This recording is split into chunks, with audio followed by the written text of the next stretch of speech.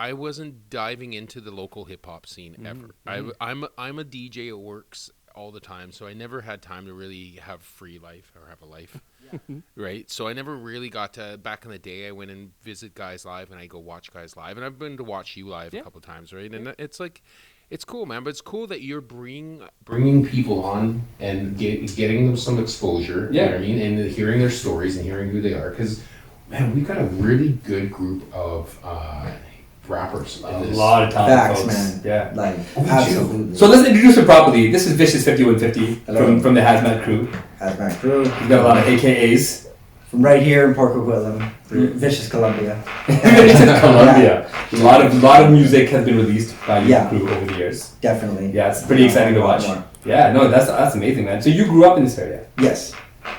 And high school as well in this area? Yeah, like just down the road, actually. Jeez. What's Terry Fox. Oh, Terry Fox. The one he actually went to. Hey, when you go to a school that's named after a one-legged, basically Olympian, do you feel like your expectation level is higher? Absolutely, right? That's why I chose music.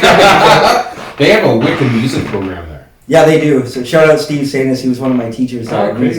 He actually just set this what's called a petition for like getting musicians paid. I can't remember exactly what it was, but I remember it was a petition and it got enough signatures by Ron McKinnon and Oh wow, we enjoy that. Yeah, man. Because the local scene doesn't really get much representation. Definitely not. Yeah. Well, he won a Juno for like his rock school program as well. Wow. Yeah. It's amazing. Yeah, it's one of my teachers. He's a good dude. Hell of a musician too. Oh wow. Why isn't there a lot of recognition thrown to the West Coast? I'm not too sure why that is. I mean, like I guess there could be a myriad of reasons. That's not for me to call it, because I couldn't tell you really. Why do you think that is? I think that we're not as aggressive on the West Coast. I think everybody's a little more chilled and laid back. I think it's expensive to live here, so it's harder to pursue a dream, right? Big time. Right? Like, I think that's a lot of it. That's true. That's a good point. I never think of it like that. Yeah, it's expensive to live in the city, right? And you look at what's happening downtown right now, and they're pushing the marginalized out of Vancouver, and they're making it an elitist city.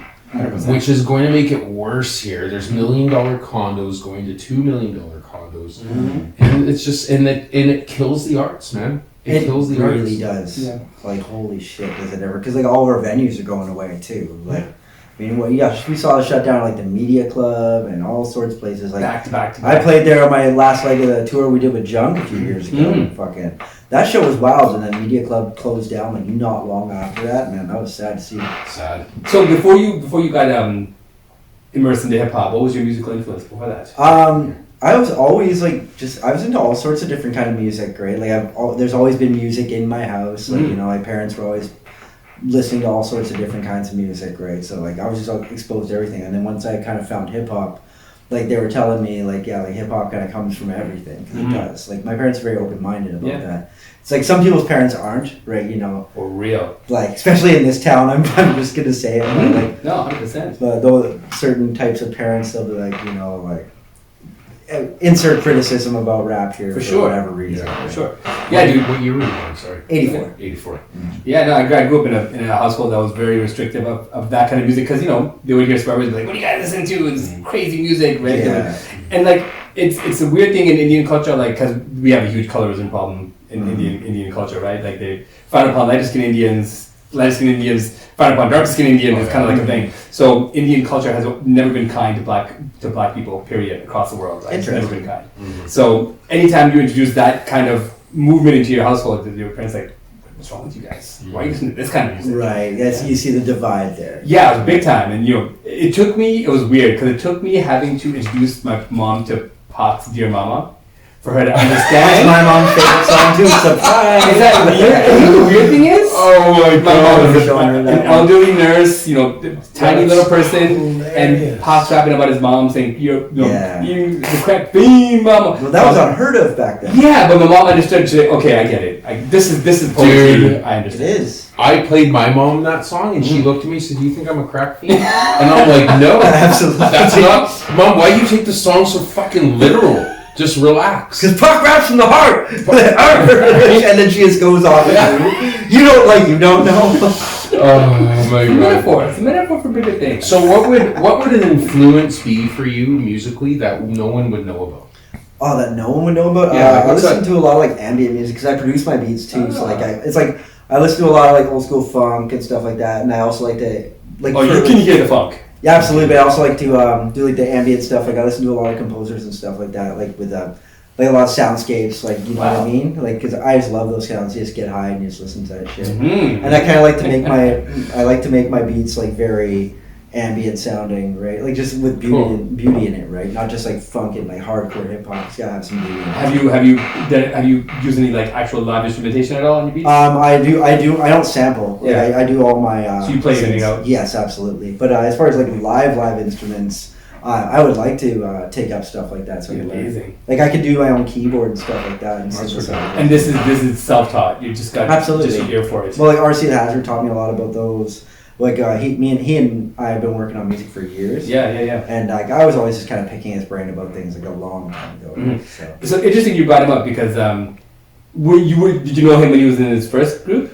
His first group, we actually started a group, All Inclusive, back in 2007. We've been working together since 2006. So I know 604 Entertainment. That's right. He was in the kid group. And like Bombo Click. I know Two-Face. Two-Face. Yeah, him and Jaring, I think it was. I wasn't around for that. You know what's crazy because I used to work at Hip Hop Connection, and we would do talent shows. Yeah. And a lot of MCs that are now like have careers came through our Hip Hop Connection talent shows. Yeah. And I remember him and his cousin came in. They were like little kids, like 12, 13 years old. I've seen those videos. Motherfuckers ain't seen that. Right? Yeah, that's interesting. I've seen that. He came out like shot at a white kid. He's like, oh yeah, I want to rap. I'm like, all right, whatever. Who is that?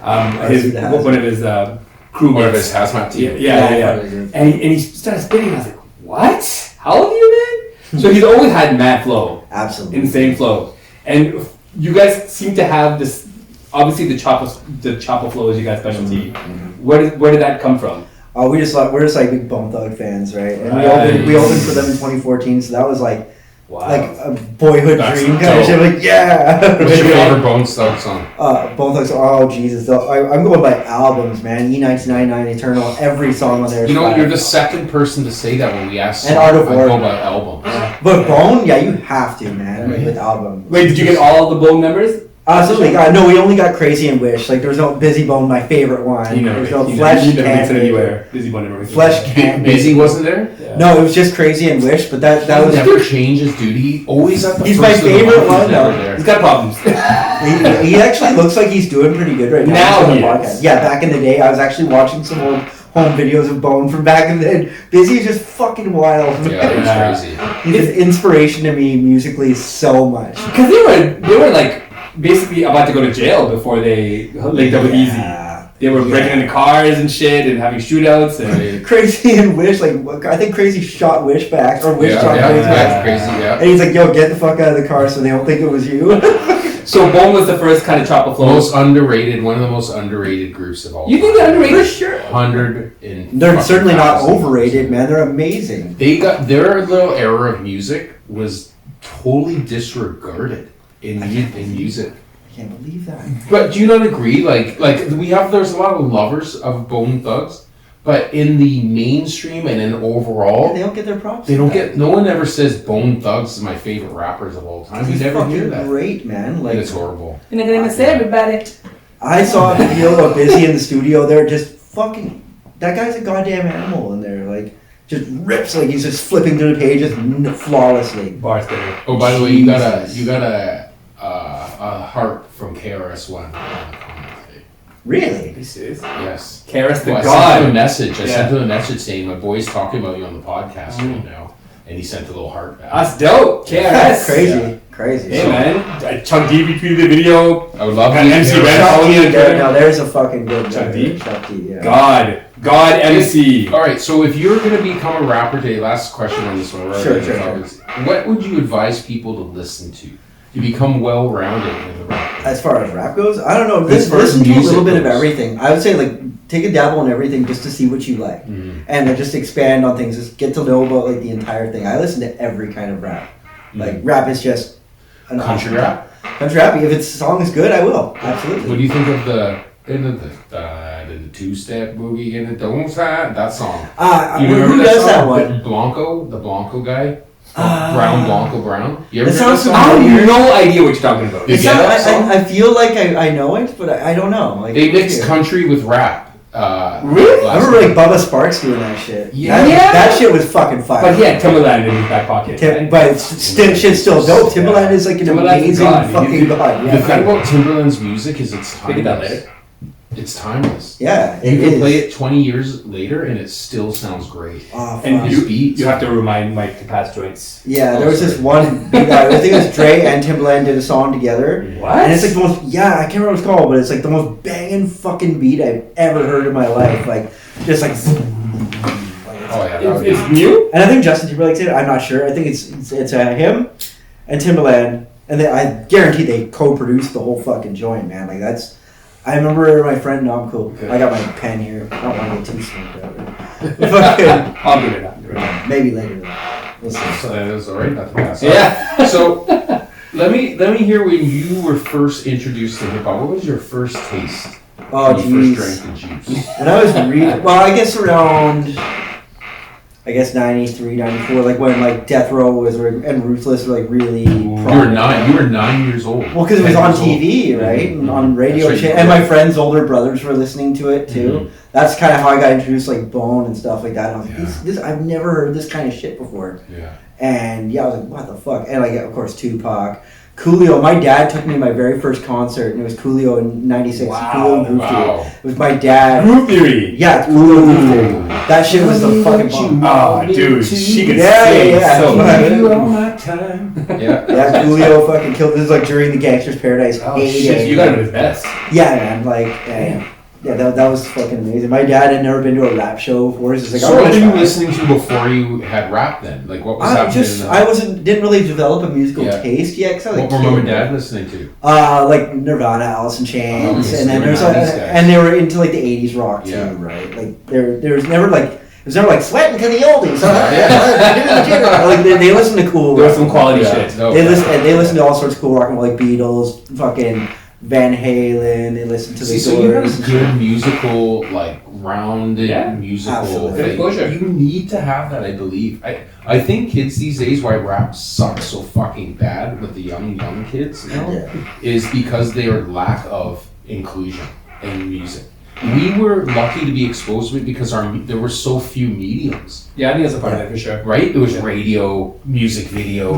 That's all you got exposed to, much music. Yep. Right? And then these kids now are like, they can specify what they want to That's the listen problem. It's a playlist, You right? have too many damn choices. Well, the thing is, if you use Spotify or any streaming app and you get on a playlist and it starts to learn your tastes, you're only going to get that kind of music. Yeah, you remember when you only got Canadian hip hop like once a fucking week on TV? If you miss it, on Rhapsody, watch Master T, man, Master T. Master T, Yeah. he did. And you know, Much Music Master T. also did Oh, yeah. Tupac's last interview too. Oh, did he? Rick Campanelli, or it was Master T, I think. Master T did Tupac's last interview. Wow. You know the one where he's like fucking going off, like when it has like a whole bunch of mob behind him. Yeah. And Sugar? That was with Much. Oh, He died. right. This is Master T did the his award last- show, wasn't it? Yeah, it was like literally at the And he was all Much Music. blinged out and shit. And, Wow. Yeah, or something, but it was Master T did his last fucking Wow, interview. that's Yeah, nice. fucking it was done here with Canada. I don't think it was in Canada, but it was done by. Do you think he's alive? Absolutely not. Do you think Oh, Pac's yeah, fine? good fucking. I wasn't there, but no, he got killed, man. I'm not a conspiracy theorist. He got killed, man. Oh, he's not a conspiracy theorist. Oh, yeah. He just shut it down. Yeah, things happen, and I'm not a big one. The Elvis was the one that started it off, right? Everyone's saying Elvis was alive, and then they just passed it to Pac. I think Man needs to rest in peace. Dude, I think with Elvis is different because he died in like like I don't want to say shameful, but not in a romantic way, you know, not in a nice. That's a terrible way. Yeah, you know, in the bathroom with ice cream and shit, and the heart attack. It's just all gross.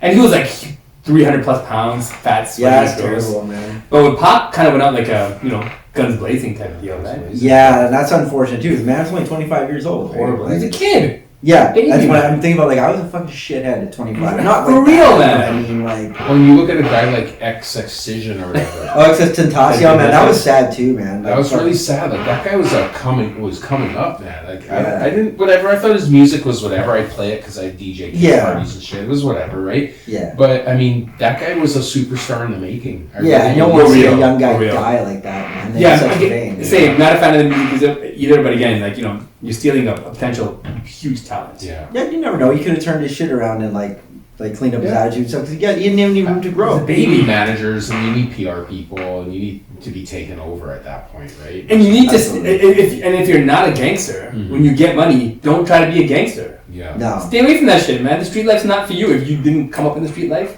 Yeah. don't try to get in the street life when you get money. That's just No. nonsense. I don't know. Ask him this one.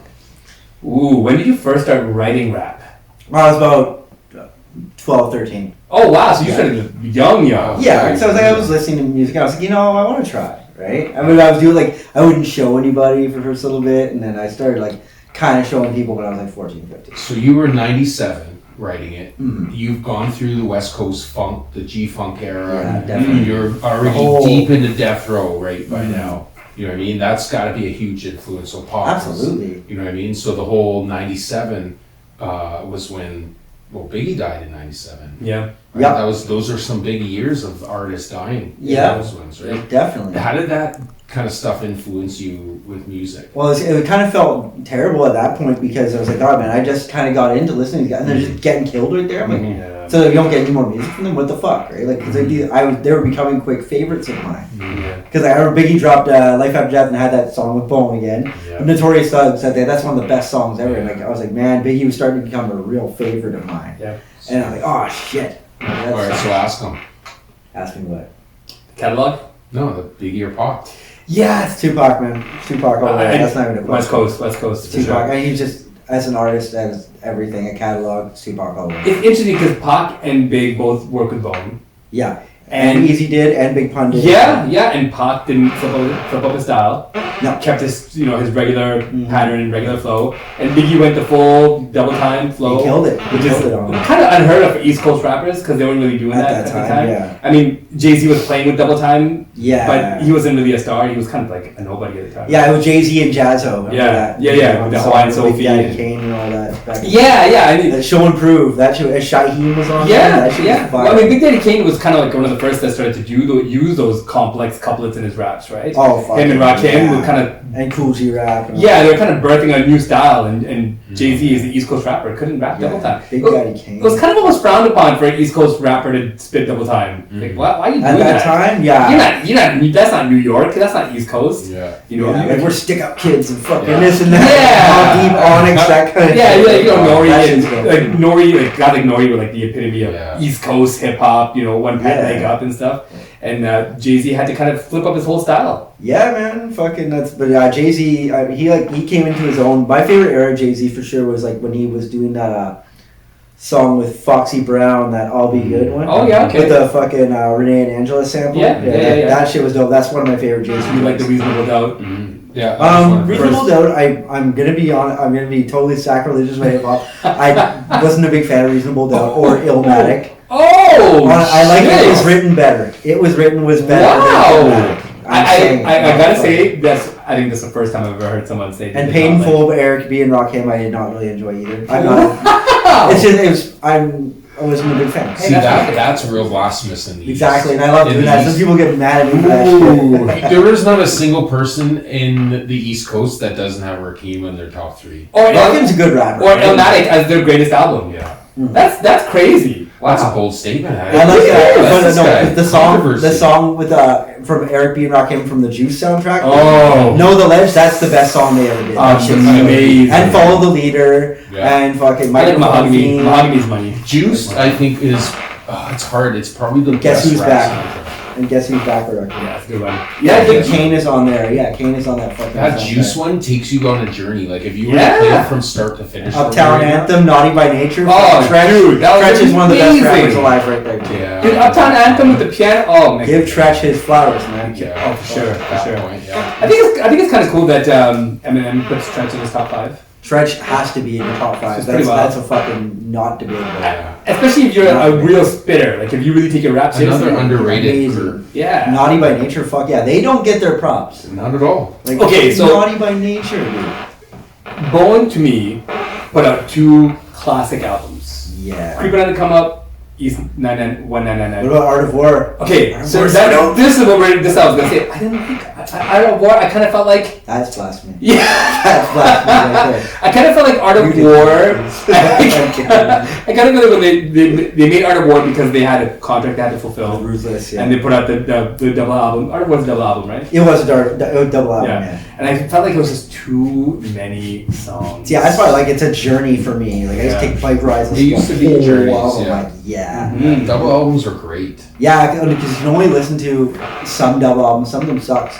Like you can't listen to them all the way through. But that shit, like it's like a journey into like this weirder realm. You know, Bone Thugs used to be really dark and mystic. I love that era. Ouija and Ghost and all that stuff. Are you with me? So so you're into the supernatural too then? I love that kind of sound. That's why I've also brought that like that mysticism into my beats, right? Like I love that sound of it. I listen to a lot of 80s ambient kind of shit like that. You fuck with the Ouija board?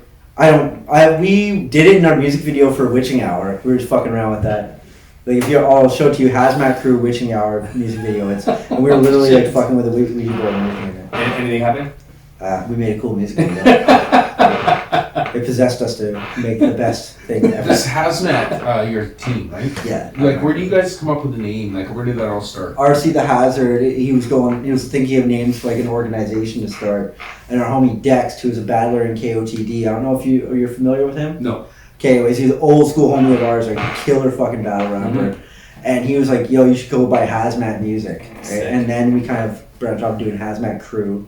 Hazmat Music is like the label that we do. So we have like Slumblet and Scam One and other people kind of affiliated with us. Mr. Mike, the Sauce Boss, is part of us now. Okay. All right. Yeah. I'm reading about that. He's part of our team. Yeah. But Hazmat Crew is like the 4 of us is me, RC the Hazard, Jake Clausen, and Shua. So RC is kind of the head of it, and me and him have been like it through a few different groups before, and so we kind of just came back together to do this. It's dope. So it's kind of like offshoots of our original groups from back in the day. Whose idea did you do the gas masks on stage? That was kind of all of us. RC was doing it, and then we just kind of made it a part of like the entire group to make it more like cohesive. You know? They wear hazmat suits on stage. Oh, you guys wear hazmat. We have without the helmet. barrel. No. They got the helmets. You don't rap through the helmet. We keep it on, and sometimes we I've seen it taking the shit off. Yeah, 100%. You guys must sweat your balls off. Dude, you have no fucking idea, man. What do you wear underneath the hazmat suit? Our clothes, just fucking, yeah, man. Like the shit that I'm wearing right here. Yeah. Fuck, I'll take this off, put the t-shirt on, and then fucking get into those things, and then it's hard fucking work. You guys need some like aerodynamic skin suits that you just wear underneath, and you're just free like a space cat. Jiu-jitsu rash guards. Right? Yeah. Shit, You guys see the live set, man. That's cool. Wild. That's a good name. I like the name. The hazmat. Yeah, we literally have like people have like the lights go down low and shit like that for us. Then they like have like we have this intro. It's really fucking cool. Like warning, something is a virus. Right, and this is before COVID hit, and we actually have a song called Quarantine about like containing a virus and shit. And like made the album, and then COVID hit like the next year. People were like, you guys fucking prophesied us a coronavirus. I'm like, we didn't say coronavirus. We just said virus. Do you think you're going to perform live this year?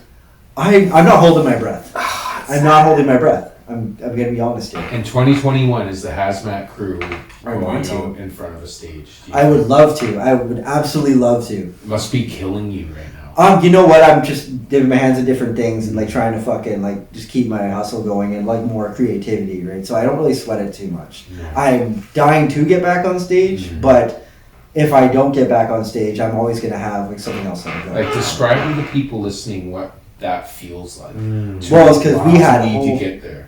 To need to get there. Well, just the why you need to get back to that. Because fucking like it's to give people like an escape from their normal lives. Like they come to the show to kind of let loose, right? And we always like promote fun. You know what I mean? Like when you go to see a hazmat show, like there is not going to be no fucking drama. I mean, sometimes that happens, but not caused by us. But like shit will happen. But mostly there's no real rowdiness at our shows yet. It's mostly like everybody just gets together it's all under like one big fucking like just everybody's down to see a Hazmat Crew show. Right? See, for me, it's selfish. I'm selfish for performing. I love the fucking feedback from the crowd. Absolutely. I do a lot of call response. I love getting people fucking yelling and screaming shit back to me. Same here. It's definitely a selfish. It's an ego stroke for sure. There's nothing like it, man. Yeah, and just the idea that people are willing to listen to it.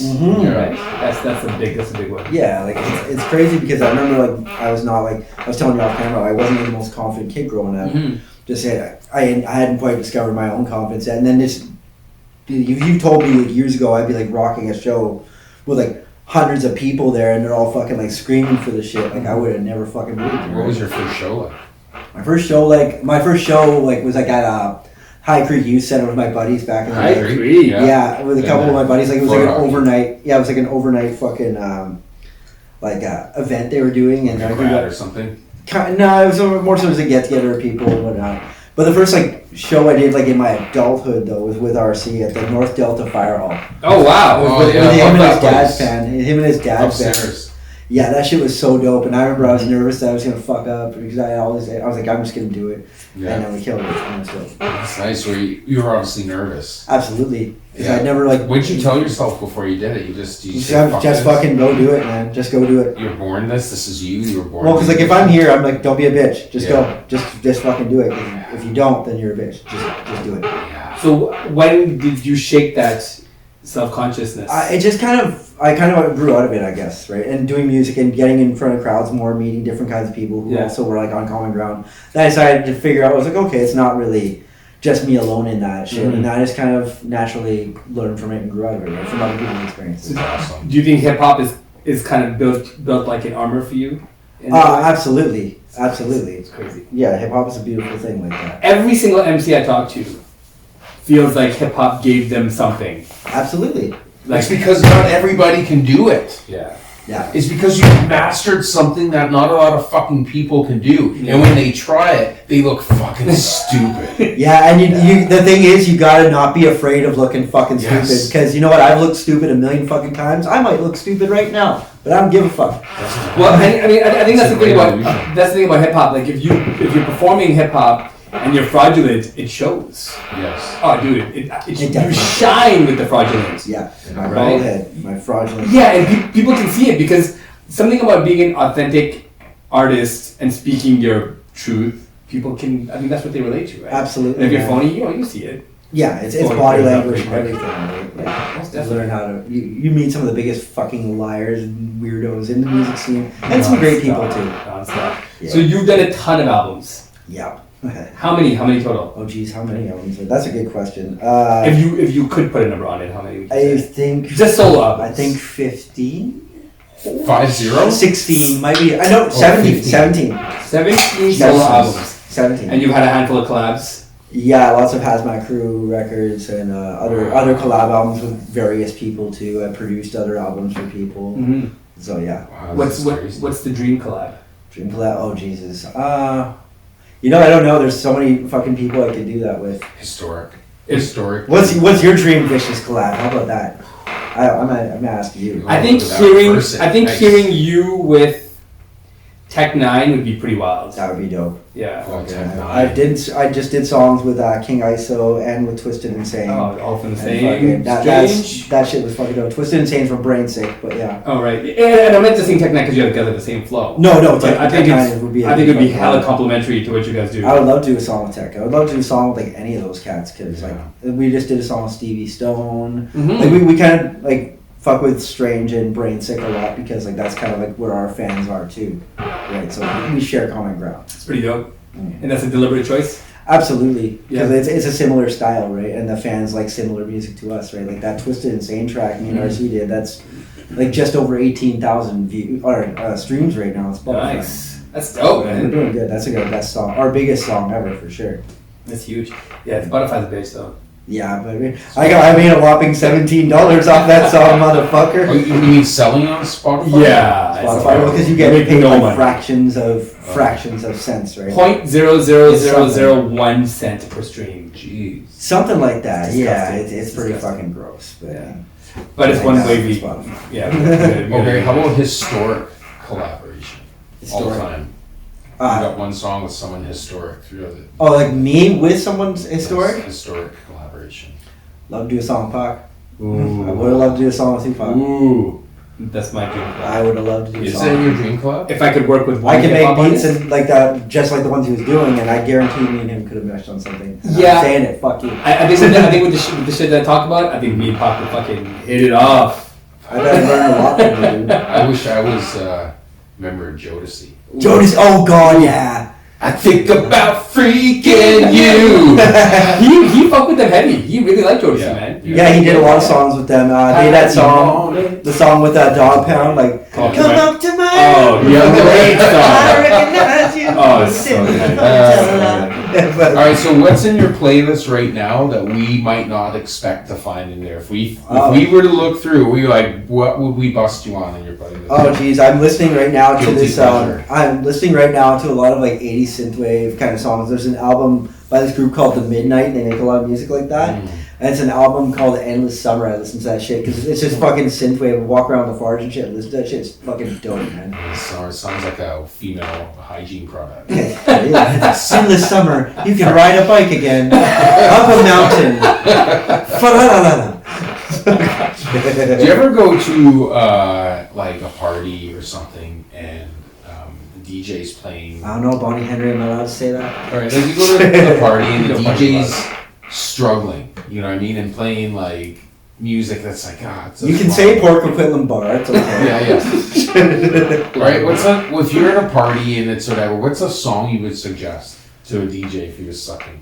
Oh, fuck, just put on something like California Love, something like that. Right, I guess that's you a gotta good go-to, right? It's a great go-to. Yeah, that's a really good Yeah, go-to. good Anything by like Tupac or whatever, but just get something fucking bumping, right? 'Cause- Yeah. But every DJ has the same damn playlist at those Yeah. fucking dad band bars, you know. Yes. You know they have the same fucking playlist. It sounds like Pac and Bone are the top two. Bone, I don't know, depending on the mood and what song it was. Like, you can't just bust out Bone at every event. Like, I love them, but you can't. They're not good for every occasion, right? Yeah, it's crazy because they've influenced so many like current artists like A$AP Rocky and stuff like that. And, Yeah. my kid was playing some A$AP Rocky. I'm like, yo, this sounds exactly like Bone Thugs. They really fuck with them, too. Like, Huge. they do. They love those guys. Right? Yeah. But- So I got my son to go back and listen to some Bone Thugs, and now he likes Bone Thugs more than he likes A$AP. No, that's pretty Yeah, let's go because and Bone and Migos had that whole fucking situation. Like Migos said, we're the biggest group of all time. I don't know why Bone even like really entertained that though. They didn't have to. They shouldn't. They shouldn't have Personally to. speaking, I think Migos is whack. I think the whole Same. crew squad is it's whack. manufactured rap. Yeah, dude, it's like ramen The noodles. taste in their hip-hop. own, right? If people like it, people like it for a reason. That's the problem. It's People like industry. it. It's just the industry how it is, right? Mhm. It's good and bad because it keeps rap and hip hop alive. Absolutely. I don't Producing think they're needed to keep hip hop alive. No. I think hip hop internationally is so powerful. I mean, no single act can Well, define but it I or mean, represent it, right? alive meaning people buying downloads and by people buying into the culture. That's the problem, man. I know, dude, Rap but is still the most popular form of music today, and it still has On the been planet. since we've been- Yeah. Yeah. and it's not going to go away. Yeah, 100%, 100%. it's become an entity in a world of its own. And just Yeah. like our planet as human beings, we have people of all statures and sizes and types. Yeah. And it's just because that's what happens when culture is created, right? Yeah. And this is what the founders of rap wanted. They wanted this culture. They wanted rap and hip hop to be part of our mainstream every day where white people and black people are fucking in hip hop. Yep. Yeah. Man. And it's happened. But the sad part is that the founders didn't think about was the people at the top raking in and raping people of artists of It's their money. disgusting to Yeah. think about. That's the payback. Yeah, the fact that there's hip hop legends that are broke. Yeah, De La Soul fucking like having to like Yeah, crowdfund something like horrible. that's sad. Fuck Tommy Boy for that. It's amazing that they did though. Fuck They them. got a shitload of money off that. Yeah. But I mean, it's a shame that any Sad. of these disgusting. groups can't make money. Which is why they have the podcast Drink Champs with Noriega, Yeah. and he brings on all the legends, and Fuck yeah. really kind of helps revive where they're at, what they're doing. Yeah. And then you got Swiss Beats and Timbaland, the Verses, bringing on legends. You hear that they got Verses got bought? You know Swiss Beats and Timbaland, they got that Verses channel going on, Yeah. Oh, it got bought. Right? but got by Triller. Okay. Oh wow. Yeah, the Triller Network. and they got 43% shares, and they gave it to all of the artists that were on the verses. Oh, wow, fucking crazy, right? That's dope. So dope. those kind of things need to happen for hip hop, for the legends to still be able to sustain and maintain, right? Mm-hmm. Like, there's no reason guys like Slick Rick should not be making money. No doubt.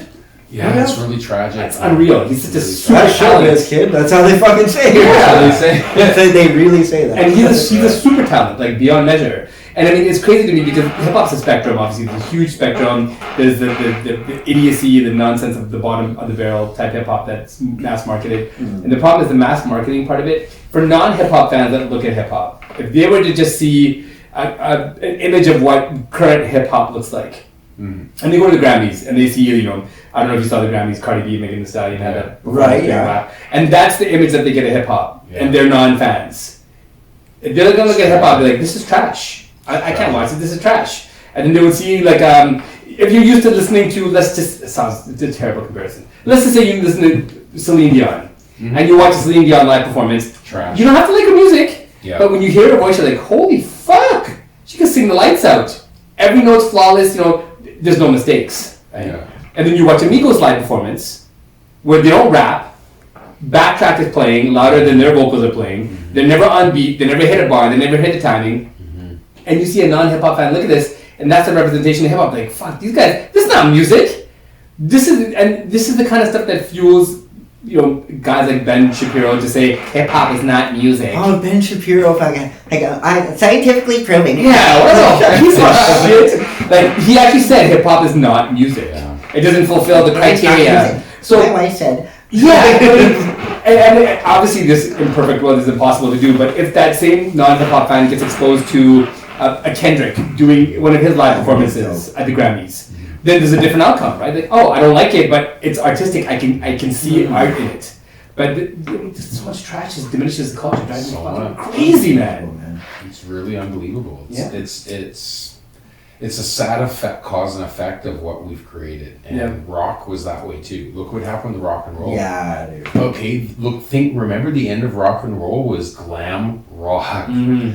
We're grown men in women's clothing playing guitar classics in rock. That was the end of rock. After that, it went kind of grungy, kind of fucking, that's the equivalent of being way up here, being all flashy and wearing nice shit, and then you lose all your money and you're living in the street in a refrigerator box.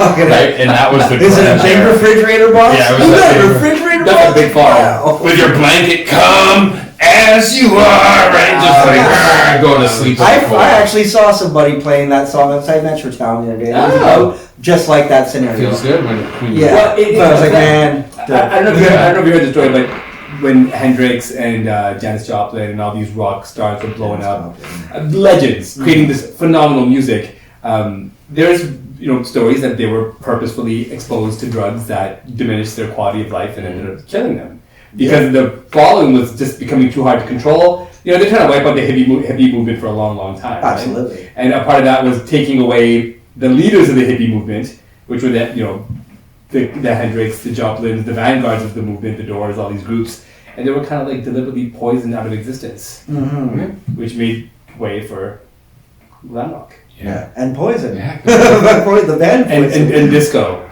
It's Fucking all disco. Okay. I've been in this conversation before with you, and we've had this conversation about the power structure and how the music and what's hot in music reflects the true power of what the world is. 100%. And you can see the shift of people of color, coming on in the 90s when the music of black music just grew and grew to become its own entity. Yeah, and that's a beautiful thing. Hey, Wait, let's just clarify one thing.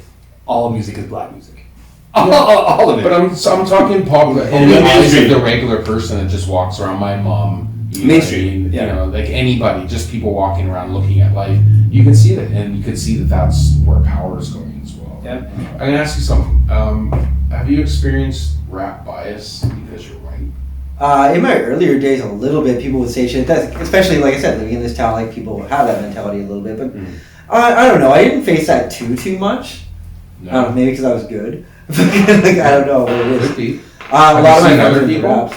What have I seen other people? Like other white guys, like the ridicule, like There's a lot. Like I said, because there's a lot in this town. I would say about maybe 10, 15 years ago, I saw that more because people would say like, "Oh, you're trying to be this and trying to be that," you know, like, you know what I mean? Like insert racial epithet there. You know, people would say dumb shit like that all the time. And we're in BC. Yeah, I never really got that too much. Like, but I think it's a rite of passage. Everybody gets it. And you're just like, ah, shut the fuck up. Do you think that? Oh, go ahead. No, I think it's a little different in this city because there's more white rappers than there are rappers that are POCs. Yeah, in the city. I would say that's. I shouldn't say city. I should say BC. I would say that's a fair. Yeah, because we're covering the whole of BC, right? There's a lot of people, there are rappers in Kelowna and all these other small towns. Yeah, and most of them are white rappers, and that and the POC community, and I think there's like kind of like this unsaid resentment from a lot of the people in the hip hop community that are POC in the city that don't feel like they've gotten the same kind of links, steps, connections, and spots in shows where they feel like they should have been given, right? Because a lot of the promoters are white. And because of the success of Mercules and Stomp Down, the crew, I think that focus has been, let's just keep putting out those kind of rappers because that's what blows up in the city. Interesting. And then the POC community kind of has to figure out a way to unite and build something as well that's powerful and strong and shines. So Merc kind of broke through the white front here in the city. And he's dope. Well, even before him, Mad Child. Great guy. Mad Child with the Swollen Members, he kind of helped really at least show white rappers in a way that they could be respected, you know? Because, as far as Prevail's a box spitter. Fuck yeah. Fucking monster on the mic. Yeah. So, if Prevail's associated with Mad Child, he must be okay. So I think he got a lot of credit just off of Prevail's skill. But and I think because they were able to have success with Mad Child and then with Mercules and a lot of the Ripper and all that. Yeah, and they're killing it. And Sunreal and a lot of the rappers that have made it out of the city are white guys. I would guess in most cities across North America, your best rappers would be white. And if you would take them, you're gonna start some shit right now. Like, well, listen, I'm gonna say this shit right now, and understand this. You're talking about an MC here. I know. I'm just saying this. Understand this. It's because I think that there are certain situations where it's only like you look in here in my town, Victoria, where I grew up, all white rappers, right? And I think you're gonna have lots of towns like that. So the majority of chances are you're gonna have more great white rappers than you're gonna have great people of color. I just think the odds are that it's gonna be better. I think you're crazy. Yeah. But that's okay. That's what the whole point of this conversation. Yeah. But so for me, I've seen the worst of both. I've been doing this since '99, and I've seen every kind of rapper you can possibly imagine, every kind of gimmick you can possibly imagine, every kind of stunt you can do on stage. And over the years, I find there's just as many bad white rappers as just as many bad brown skin rappers. I think the cream of the crop, the real. And I think, again, it's subjective, because for me, lyricists are what matter. Yeah. You can write a dope song, but even if you write a dope song, your dope song's got to have some dope lyrics. Yeah. I want to be able to hear some bars and be like, oh shit, they put some thought into it. It's not just garbage. Definitely, I agree with that. The cream of the crop, like the really, really, really good songwriters, I feel like some of them are underexposed in the city for sure. Because I've heard some dope ass albums like, yo, why the fuck isn't this popping? Why aren't people listening to this? I also think there's so much fucking music coming out, and a lot of people don't know how to promote themselves. I'm not saying people of color don't. That's not at all what I'm saying. But that's huge. Clear that up. That's huge. Just clear that up. I'm saying a lot of artists as a whole don't really know how to promote themselves or get themselves out there. And they rely on like Facebook shares, and they think, what the fuck is happening? I was like, there's so much different work you gotta do behind all of that, because Facebook is not gonna fucking get you where you need to go. It's not gonna save you. Yeah. It's not gonna like be that one. There's no one quick fix to anything. Yeah. Like it's. People should be more represented, though. I agree. Of every fucking facet. I don't think it should be all white rappers. I don't think it should be all any rapper. If you're talented as fuck, you should be out there, man. Well, and that's the beautiful thing about hip hop, because it doesn't discriminate. Everybody deserves a chance. Every color represents in hip hop. Absolutely. Every language in the world, every country in the world, all has hip hop representatives. Dude, there's a hip hop in Palestine, man. There's a hip hop everywhere. That's what hip hop should be doing. Is getting everywhere. Everybody should be represented. Yeah, I think it's so much more than music, right? Mm-hmm. Oh yeah, and for the record, I don't see color at all. My mom is black, my dad is white, and I just go, fuck it. If you're, you know, I mean, if you're good, you're great. You're good.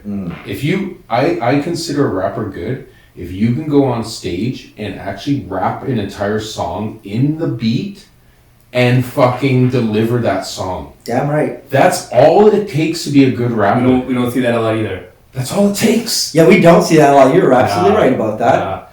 What's the dudes playing their entire vocal track behind them when they rap? I don't know, man. I only do it behind, like, with my, like, background vocals and that's like, it. and like ad libs. Yeah. And the hook. That's it. To beef it up a little bit for the extra harmonies. What the? Like if I'm singing in high and I want that low vocal, I'm gonna put that behind so it sounds more aesthetically pleasing. Right? But I've seen dudes come up on stage, and obviously they're just not rehearsed, but they play their backtrack and they just do the ad libs. That's horrible. I've seen that shit from. I'm not gonna name any names, but I've seen that shit from people. And I'm like, oh my god, no. And then I think the worst thing you can do is pull out your fucking phone.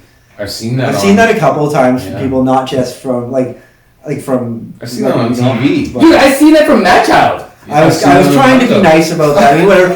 Shit happens, man. Shit happens. And I was shocked. I'm like, as far as people go, you're allowed to fuck up, whatever. But I mean, it happens. But I've seen a couple of local shows where it's happened. I'm just saying. I forgot my shit too, but I was like, yeah. Well, anyways, because I was also too drunk at that time. Right. Oh, that's the worst. So that's another reason why I stopped fucking drinking. Because anybody watching this is looking. I'm not drinking a fucking real beer. Non-alcoholic. 0.0. I'm not fucking. What was your worst live experience? Oh Jesus.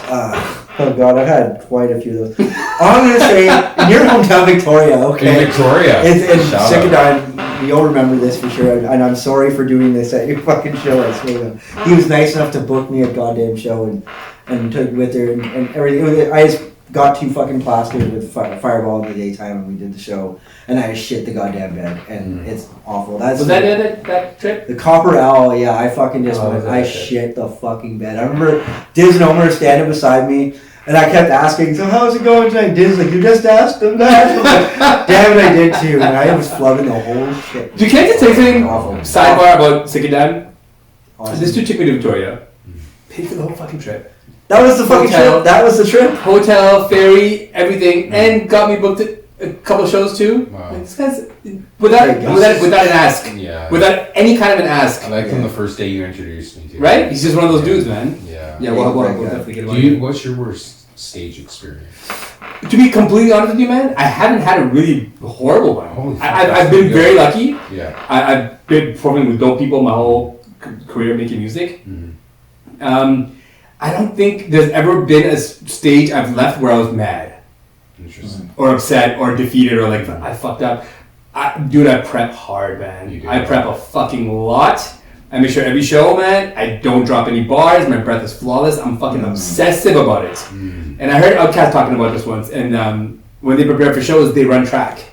And they rehearse their lyrics out loud while they run track. Dude, that's what I do for wedding season. It's brilliant! That's what I do. I sing all my songs while I'm running on track. Well, it's brilliant because your heart rate's going to be elevated when you perform. Yeah. And people rehearse without their heart rate up. Yeah. Right? You need that wind, man. Yeah, so that's what I started doing. I started gassing myself out and then performing at full volume. So when I get on stage, there's never any slips. So I'm obsessive with that. Is having the ability to freestyle kind of your, ace up the sleeve? Like, I can't freestyle at all. Really? I'm for real, I can't. So if you fuck up on stage, you're like, oh shit. I can't. Sometimes I'll fucking it'll happen. But I don't fuck up my words unless I've been drinking. And but other than that, like I know my verses when I go up there because we're always rehearsing. Do you try to freestyle? Like I can freestyle like singing hooks and stuff sometimes. Right. I can do that, like when I'm just screwing around with like a melody or something. Mm-hmm. But like freestyling bars, that's not really my thing, and that's fine. I'm more so like just getting into the groove of it. Definitely not for everybody. I like to write my shit, right? Like I really like to take my time and craft like a cohesive thing. Yeah. I don't like to just say anything with bits of bullshit for the sake of impressing people with a freestyle. I've seen that a lot too, bro. That's great. I'm not gonna pretend I can. I'm gonna say this is a written fuck you. Yeah, freestyle's kind of one of those like weird, one of those weird superhero skills that people don't really flex enough. If you can do it, fucking do it, man. And dude, MC so good at it. Dude, I don't know if you watch any freestyle, but MC Supernatural. Yeah, oh my god. Dude, he's the greatest fucking wizard. freestyler on the planet. For sure, man. He's got these crazy long braids, like crazy long. Yeah. And he freestyles, and his hair is like a prop. Man. Effortlessly. And he could go for any topic, and I don't just mean like, you see me freestyle a couple times, there's a lot of like bullshit I throw in. Dude, this guy is fucking... He's got a story using incredible, vast amount of vocabulary in his freestyles, and yeah, there's Eminem nothing like showed it. me that guy, and fucking, yeah, like, and I was like, this guy is fucking... Yeah, dude. Is Jay-Z like a freestyle rapper? All of his music supposedly is freestyle. Does he just show up and go, here's the beat, just go stay? He says he writes his verses in his head. I did that one time in my life. I was like literally writing the verse in my head. Yeah. Did it that way. Back in like 2008, I did this for one song, and that's the only But time I ever did it. I think- I was crafting words, remembering them. I think you can kind How of... hard was that? It was a challenge for my brain. That's what I was trying to do. I was like, I wonder if I could do it. And I was like, okay, add to that. And it took me like a while to actually get it, and I was able to process that. Wow. Never been able to do it. But it's kind of wild because you can hear it in Jay-Z's flow. You can hear the stop, go when the flow changes, when he switches up. You can hear it like the patterns. But he definitely writes. He may not write at the studio. Yeah. But I'm sure when he's at home, he's got his pen game, coming up with metaphors and stuff. Yeah. Because dude, you can't gimmick. You can't freestyle metaphors that beautifully, man. It's flawless. You can, but every track, he looks too shady. Every song, he looks way too shady right now. When I look at him, I'm like, he's been hiding secrets. There's a lot of myths about Jay-Z. Yes. A lot of myths about him. I heard he had $1 million before he ever rapped. Yeah.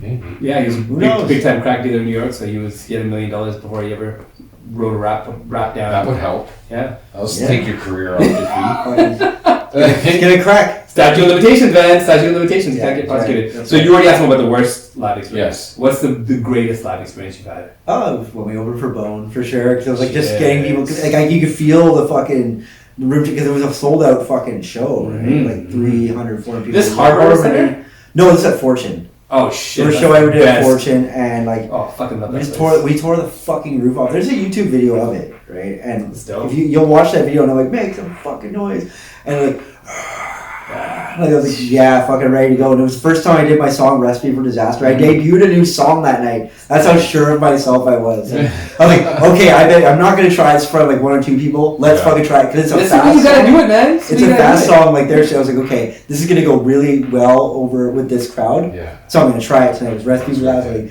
Like a little bit of everything. I got a matter of critically to cover the button. Like I'm like, yeah. Yeah, dude. Honestly, Fortune is one of the best sound systems out of any of them. Oh, I was gonna ask that. Which one? I love that place. Have you been inside there? Yeah. Oh, I love that. Did you cry that night? In my head, all my best friends from childhood were there too. In fact, so we had like we watched them play the Crossroads after in arm, and I was like, it was straight out of a fucking movie. Man. Yeah. So, what was meeting them a good experience? Didn't get a chance to. We were like kind of like we didn't want to overstep our bounds and go up in the green room, even though we were allowed to for sure. But we were like, let's just kind of keep our distance from don't bug them, right? Because they got shit to do. That's terrible. We didn't want to fucking be a dick. That is terrible. I would have been a dick.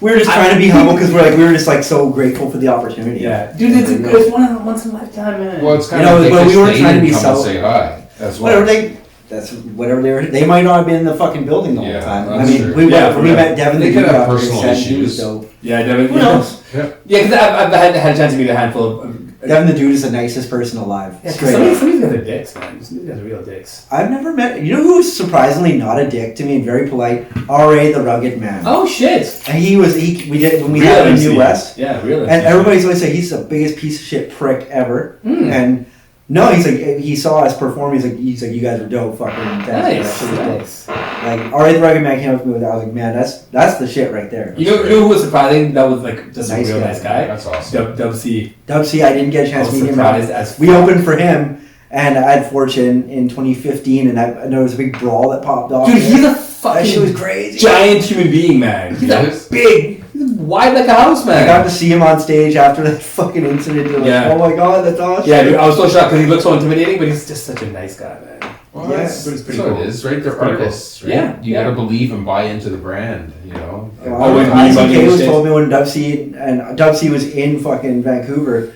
he was walking by with one of his friends, like just downtown. He's like, I just saw Dub C downtown. What the fuck? Like that was Dub C. And Isaac called me. He's like, I just fucking ran Dub C. Like, yeah, well, I remember because about a year and a half ago, 151 had Rascast and Dub C out here. That's when it was probably when 151 happened. Yeah, and we were go to went to a studio in Rascast, just chilling in the Yeah, studio. that's fucking what? amazing, dude. This is Rascast sitting right here. What the fuck? Awesome. Like another humble as fuck, cool as hell. That's so dope. I remember seeing them like, you bastard, you fucking bastard. He is to me one of the most underrated lyricists in hip hop. Oh yeah, Ghetto Fabulous is one of my favorite joints And ever, dude, the man. complexity of his bars, there's very few that can do it like him. Soul on Very Ice. few. Oh, dude, Soul on Ice is amazing. Amazing. Yeah, man. Miami Life. I remember that song he did back in the day. What the Yeah. fuck? I think that was off the Substitute soundtrack or something. Oh right, yeah, wow. Yeah, the Miami Life. It was like a Throwback. very minor hit, Yeah. but I remember seeing it on Rap City a few times. I'm like, this Razzcast guy is dope. And I heard him on Coolio's Gangster's Paradise album on that last song with Dub C. Nice. And like it was a Mad Circle, Coolio. Oh and, shit, yeah. And Razzcast. He's And good, I think yo. the 40 Thieves were on it too. 40 Thieves. 40 Thieves. Oh, shit. Wow. It's going back in time. Yeah, man. I remember that shit. I was just listening to a lot of that stuff recently. And So I was you're like like, immersed in the West Coast. Well, that album, Gangster's Paradise, also introduced me to E40, one of my favorite. Oh yeah. Exercise Your Game, also with the 40 Thieves. And Cam, Dude. fucking, win. Cam was Out dope, man. 15 years old. Yeah. Straight. But E40, man, dude, his Another underrated. His 40 linguistics. is the best, right? E40 His linguistics is is the best. Underrated. you know they got that super group going right now. Oh. 40 Cube, No way. Too Short, and Snoop Dogg. Oh, really? They're doing a collab what? album. Dude, what? They're making a real? collab album right now as we That's speak. insane. And I've heard Oh my Dre's got a God. couple beats contributed to the cause. Just to That- go tour. Dude. Imagine. Just to go tour. Amazing. I'd go see that. The day Oh. hopefully stuff opens up, they'll be Oh my god, that's fucking amazing. They would have I this is news to me. They would That's have what to we mix their 4 songs. They would have to do like a thing where he comes out and spits, a couple bars and then the hook, and then the next one comes in and spits their opener and the hook, right? And they just come in. Wait, dude, Yeah, I see what you're You wanna saying. do a lot of They concerts? just mix it. What? Do you go to a lot of concerts? Well, no. Well, I've had a really shitty concert life. Like experiences seeing artists? Yeah, man. My first concert was Madonna. Oh, right. Damn. But that's Oh, kind of God, legendary. Just what? And then my Suck, second man. concert was Britney Spears. Oh, shit. Damn, dude. And I was 30 at the time. I get it. I feel sad too. Well, I missed a big chunk. I was sleeping for a good big chunk of my life. In a very tight, Yeah, tight it's in a space. very tight 8x6. All right, if you had to take 3 artists with you, you only could take 3 catalogs of music. Who would it be? Okay, Tupac, Bone, and Easy. Oh, that's quick. Easy, best easy song. Oh Jesus Christ, that would be Real Motherfucking G's. All right, sing it from the open from the top. I don't want to drop N-bombs. No, thank you. I will not do that. It's And a great BG song. Knockout and Dre Star are an underrated fucking duo as well. Who? The guys that are on Real Motherfucking G's, fucking Yeah, they didn't get a BG chance to Knockout make and Dre any. Star. BG Knockout's got a bunch of interviews on Vlad TV and See. smart fucking dude, man. Yeah. Like, They didn't get a like- chance though. Once Easy passed, Ruthless, Well, he went to died. he went to jail for a good 10 years, so Yeah. he didn't get a chance to really revive that's his tragic. career. And now he's coming out with music and it's dope. Like BG Knockout's got some solo albums out right now. Oh, One called shit. Eazy-E's Protege, Oh wow. and it's a dope album. It's Damn. fucking Easy's catalog, eh? Yeah. That makes sense. What would Easy be doing right now? Oh these shit. days? probably still putting on. I bet he'd be doing like movies. He'd be owning fucking companies and shit. Like he'd be owning so much shit, man. He'd be owning shit for sure. Dude, him and Dre would have, I guarantee, would have fucking settled that shit. They were kind of already almost Had there. a big fucking. They were kind of Yeah. already kind of making amends. Like you kind of wish like cards played out differently, where like Oh, all for under one. sure, man. Because all the rap you see today still all the way branches all the way back to the Ruthless umbrella. Mm-hmm. Think about it, Eminem came from like Dre, and Dre came from that. Yeah. And Bone came from that. Yeah. Everything. Like Like, Snoop, can you Snoop's imagine? legacy. Like Apple, like Dre headphones, all that shit that came from fucking Ruthless. Like Yeah. Black Eyed Peas were Yeah. signed to Easy. Signed to Death Row, yeah. Fucking all that stuff. Like they, if you want to really get technical, and Black Eyed So Peas, crazy. that Fergalicious song. that's like Pre-Fergie, yeah. well, Fergalicious is actually a remake of JJ Fad's Supersonic. Yeah. And that was the first single off Ruthless Records. Oh, And Will I Am is on fucking Fergalicious too. What a weird So that turnaround. you listen to that song. That's the Yeah. same fucking song. Oh, for sure. Same song. Definitely. a Note song. for note, Yeah, you can hear it. bar for bar, everything. Man. So nothing outside of hip hop in your top 3 artist catalog. no, that's like my favorite Wow. shit right there. That's crazy. That's cool. Yeah. That's a really unique one. I think a lot of people have had Tupac in their Tupac for sure. You have top 3 to. catalogs. It's horrible because Tupac just reminds you of what it's like to be young. And that's what the magic of his music is. Because we lived in that generation, that's our music to remind us of what life was like to be young at the time. Yeah, man, that's exactly it. Right? Interesting. And if that's why, if you relate to Tupac, you're more nostalgic. You enjoyed your younger years at that point, and that point in life was really special for you. Well, because he was tackling issues that were happening at that time, and we were there for it. Like, all of us were there for it. Like, I'm not one of those, like, kids don't understand, but like a lot of kids like, oh, Tupac's overrated. I'm like, you weren't there, you wouldn't fucking get it, man. You wouldn't get it. I'm not even gonna blast you for that opinion. And the thing is, like, if you're saying is overrated, you're not listening to his music. Yeah, well, they just want to say it because people, it's the cool thing to say. Yeah. I think the cadences he was using, the rhyme patterns he was using, outside of the great songwriting, I mean, as a songwriter, he's fucking one of the... Absolutely. His songwriting ability is amazing. The hooks and all that stuff. But his cadence, the rhyme patterns he was using, he was definitely ahead of his time. Obviously, he wasn't using complex flows the way Biggie was kind of flipping flows. He didn't need to. But that's it. I heard what he was saying was different. I heard him double time on Young Black Male. It doesn't suit him. Yeah, no, it's not. He's not doing that. No. It doesn't suit him. I'm like, I don't want to hear Tupac double time. It's not. Can't do it. His power comes from his cadence for sure. Absolutely, because he say it with your chest. He doesn't need to fucking go with acrobatics. He doesn't need to. Yeah. And I think the thing with Biggie was that, really before Biggie, anybody from the East Coast, we never really. You had to have that eclectic East Coast taste kind of back then. Yeah. Right? There weren't a lot of people that really were listening to a lot of East Coast rap. Everybody was all out here, right? It was less musical. It was less, you know what I mean? And also the style was different. For sure. My first real introductory to East Coast was Guru. Oh, Guru, yeah, Gangstar. Way back in the day, Gangstar. That's the epitome of East Coast. Definitely. And I heard that and nobody was listening. That was like doing math. That shit, right? That was like algebra. Premier's cuts and for real, it was. Because DJ Premier is just like that dude with the production, man. Yeah. Right. Yeah, and you start diving deep and you get into like Jew and the Damager and all these MC. I like that. MC. Yeah, man, for sure. And you really have to be a hip hop fan to listen because they give you no melodies. Yeah. They give you no easy outs. You have to listen to every fucking bar. Yeah. You have to listen to the hooks. There's no like come clean, boom. Yeah, right. Like that beat's just like fucking wild. You gotta be in it. There's no melody to it. It's just water droplets. Yeah, that's what it is. You really have to appreciate the lyricism in the bars. East Coast was a different thing before. Yeah. Definitely, because it's just grit. It's raw. Like in Wu-Tang Clan, they had all those weird samples. Yeah, cool, man. Yeah, and in the meantime, Dre is bringing back like 70s soul funk. Yeah, music. And Biggie was starting to get into that too, right? Like that more like him and Heavy D were doing that overweight lover shit. So funny, Heavy D came up again. Heavy D, because Heavy D was fucking. He does not get his fucking flowers either. He does not. And, well, he is because he's dead. Oh, I'm just being a dickhead. Shit. Okay, so ask him this one. What do you wish you had known 10 years ago?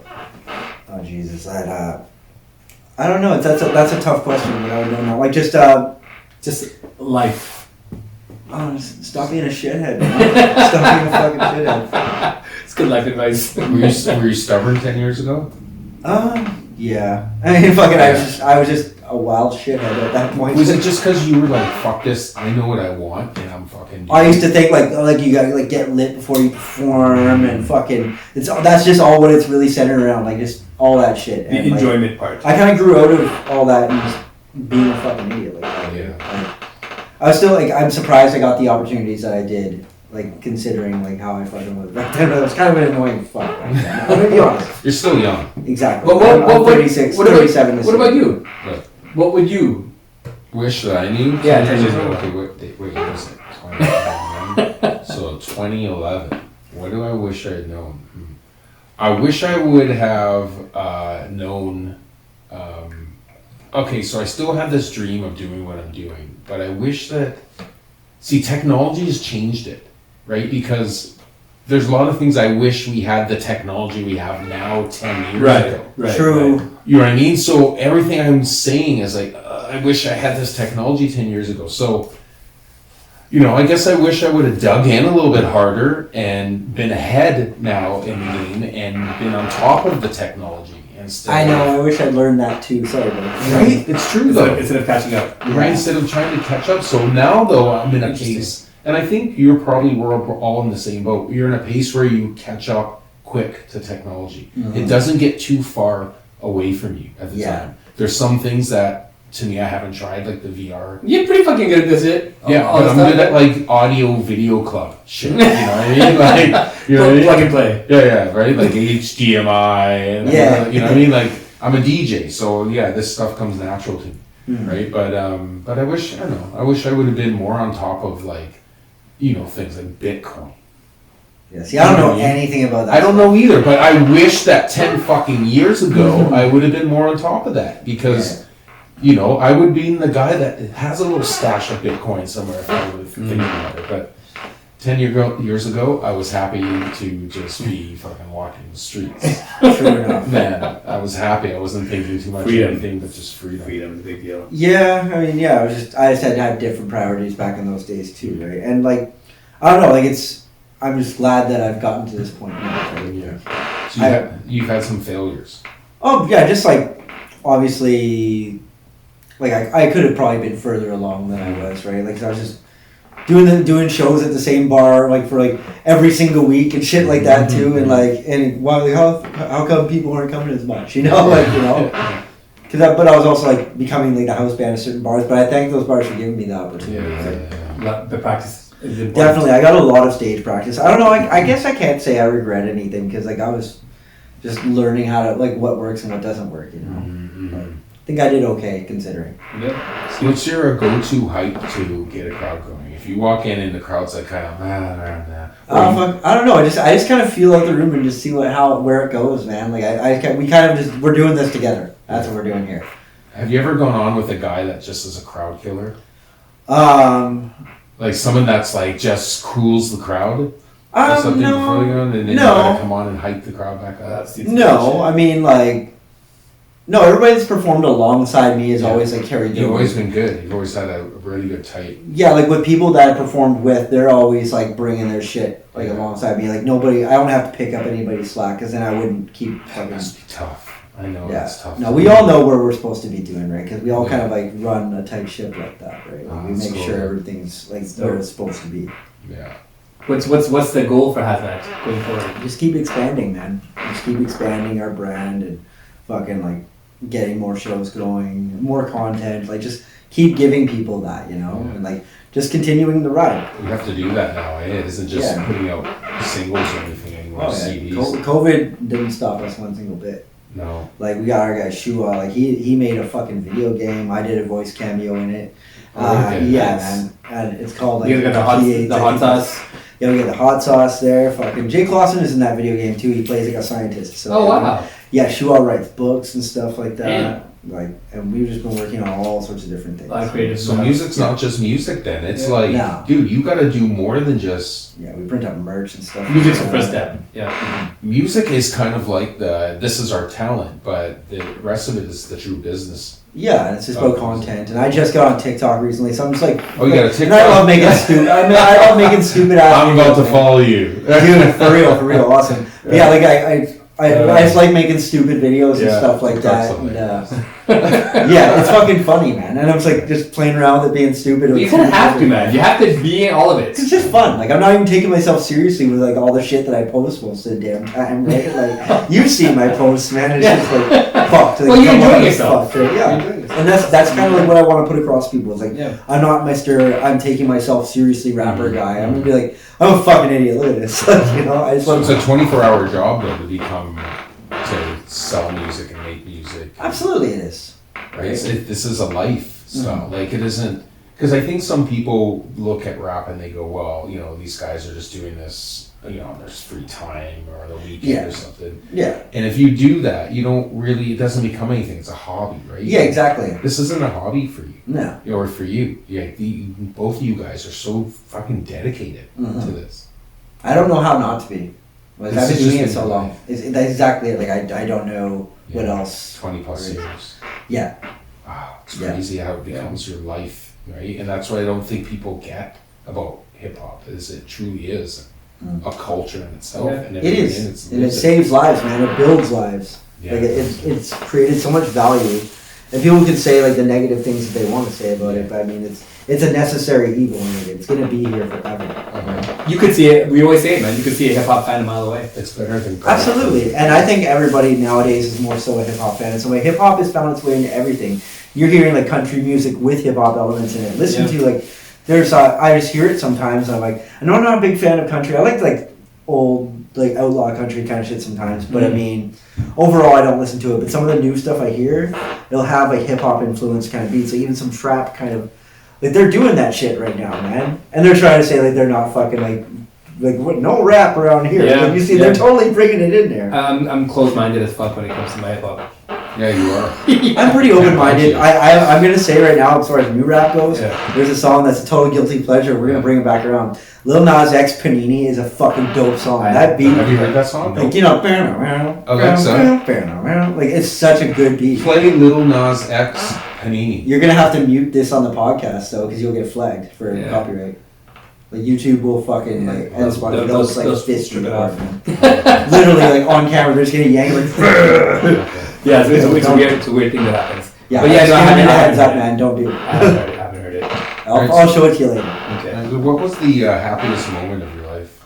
Happiest moment of my life? I got a lot of those. I don't know, man. It's like I something that really is happy that's happened to you that you're like it's outside of music. Outside of music? Yeah. I don't know. I just getting to wake up, man. Getting to wake up. Just getting to wake up. That's what it is. Yeah. Just getting to wake up. You know, it's an underrated appreciation. Yes. Just getting to wake up. I don't really have like that.